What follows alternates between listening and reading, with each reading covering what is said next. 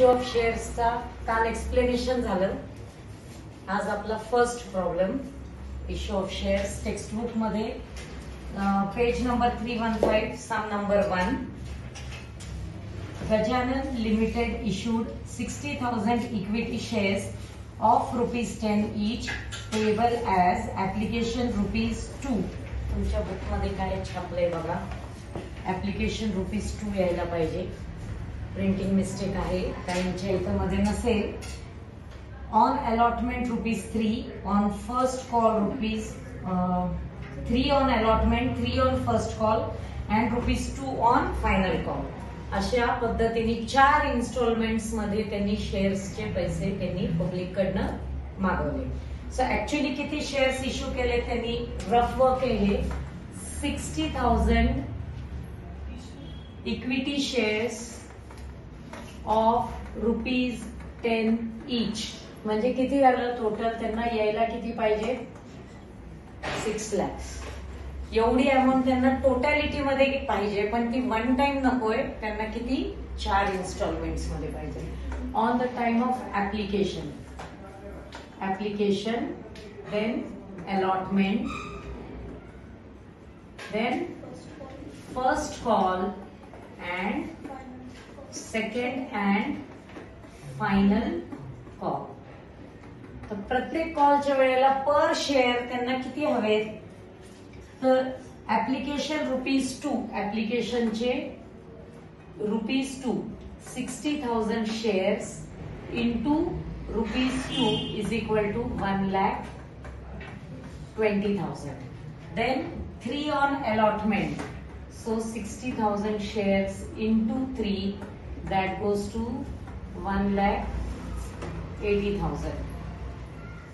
And then 3 on first call. First कॉलच्या वेळेला प्रत्येक शेअरच्या मागे ₹3, so again 1,80,000. And second call 60,000 into 2, so 1,20,000. Total आले का 6 लाख.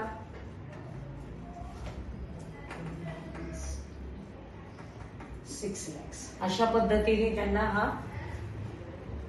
पैसे हवेच. 60,000 शेअर्सचे त्यांना अशा पद्धतीने पैसे हवेत. सो ह्या 4चे आपल्याला जर्नल एंट्रीज करायचे. Application, allotment, first call and second and final call असे जर्नल एंट्रीज होणार. सो ऑन ऍप्लिकेशन, फर्स्ट ऍप्लिकेशनच्या एंट्रीज इथं त्यांनी डेट्स दिलेले नाहीये. जर डेट्स दिले तर आपल्याला डेट्स तिथं घालायला लागतील. अगर डेट्स नहीं दिया तो best. Serial number 1, 2, 3, 4. First journal entry on application. पहिले पैसे येणार का नाही येणार. ऍप्लिकेशनचे पहिले पैसे येतात, फर्स्ट पैसे. So bank account debit, bank account debit किती आले 1,20,000. 1,20,000 कशाच्या अगेन्स्ट आले. Bank account debit to equity share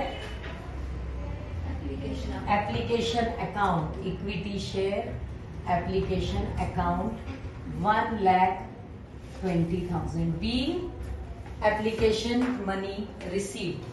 me narration प्रत्येक ह्याला लिहिणार नाहीये, पण नरेशन हे वर्बली सांगेन. By equity share application money received. So this is your first journal entry. ही झाली तुमची पहिली जर्नल एंट्री. नेक्स्ट लगेचच दुसरी एंट्री येईल. Equity share application account debit to equity share capital 1,20,000 and 1,20,000 being share application money transferred to equity share capital. हे असेल तुमचं नरेशन. नेक्स्ट ऍप्लिकेशन झाल्यावर नेक्स्ट स्टेज येते अलॉटमेंट. ऍप्लिकेशन्स मिळाले, त्याच्यावर स्टडी होणार, कुणाकुणाला अलॉट करतोय. इथं त्यांनी फार डिटेल काही दिलेलं नाहीये. सो आपण असं कन्सिडर करू की सगळ्यांनाच मिळाले शेअर्स. सो 60,000 अलॉटमेंटचे जेवढे आले तेवढ्यांना देऊन टाकले. पण अलॉटमेंटची मनी आधी येत नाही, पहिले कुणाला अलॉट झाले हे सांगायला लागतं आणि पैसे मागावे लागतात, तेव्हा कुठे जाऊन तुम्हाला पैसे मिळणार. सो इथं जसं आपण बँक अकाउंट डेबिटची फर्स्ट एंट्री केली ती आता इथून पुढे येणार नाही, ती फक्त ऍप्लिकेशनच्या वेळेला, ही नंतर सेकंडला राहणार. तर तुम्ही म्हणणार वर खाली झालं तर काय फरक पडतो? काय फरक पडतो म्हणजे आता हा आपण प्रॉब्लेम आहे म्हणून ठीक आहे. अदरवाईज ऍक्च्युअल लाईफ मध्ये कसं होतं, पहिले हे घडतं, हे घडल्यावर मधला पिरियड जातो काहीतरी, मग हे घडतं, त्याच्यानंतर परत काही पिरियड जातो, मग अलॉटमेंटचं कळवलं जातं, कळवल्यावर मग परत मध्ये काही काळ जातो, मग पैसे येतात. सो वर खाली आपण करूच शकत नाही, कारण डेट्स हे वेगळे असतात, पिरियडच वेगळा असतो, त्यामुळे वर खाली आपण करू शकत नाही. सो आता इथे येणार equity share allotment account debit to equity share capital. किती आले आपल्याला अलॉटमेंटच्या वेळेला, म्हणजे मागवले किती? 1,80,000. मग सगळ्याचे सगळे आले का? आले. ह्या सम मध्ये तरी आले, ह्या सम मध्ये तरी आले. याचं नरेशन काय? Being equity share allotment made.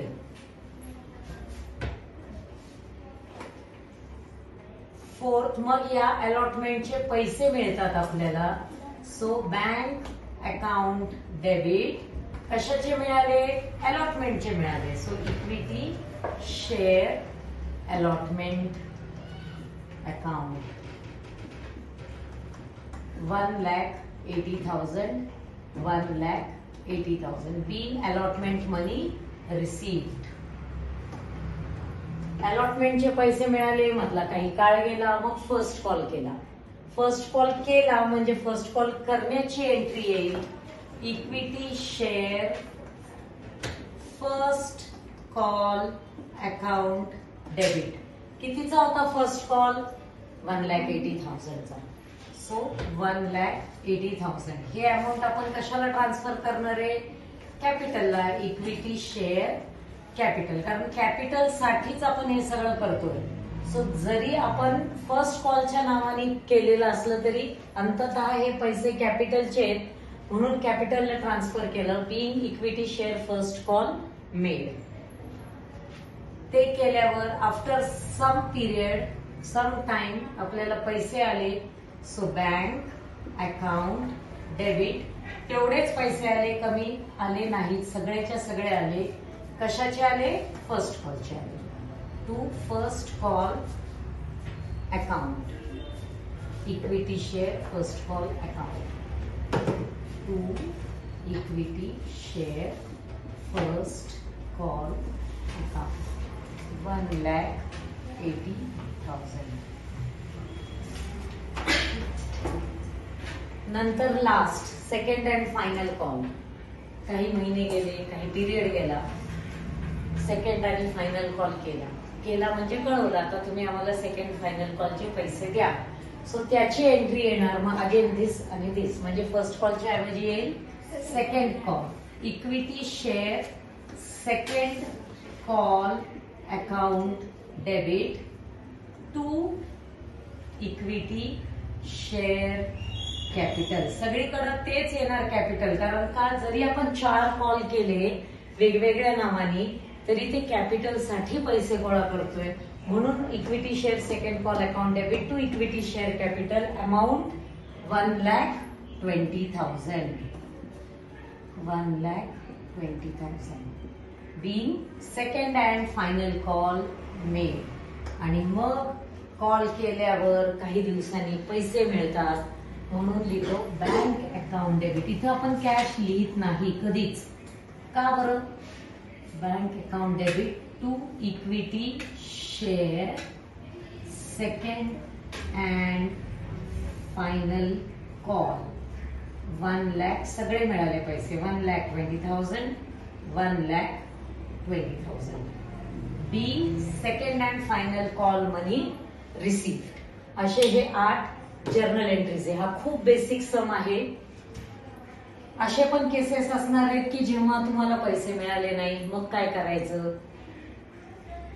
परत मग विकलं का, कॅन्सल केलं का, असे अनेक केसेस असतात ज्याच्यावर आपण अजून पुढे करणार आहे. पण हा बेसिक सम आहे, याच्यावर आधारित बाकी सगळे पुढचे सम्स असणार आहे. ह्या समचे हे 4 जर्नल एंट्रीज. ओके.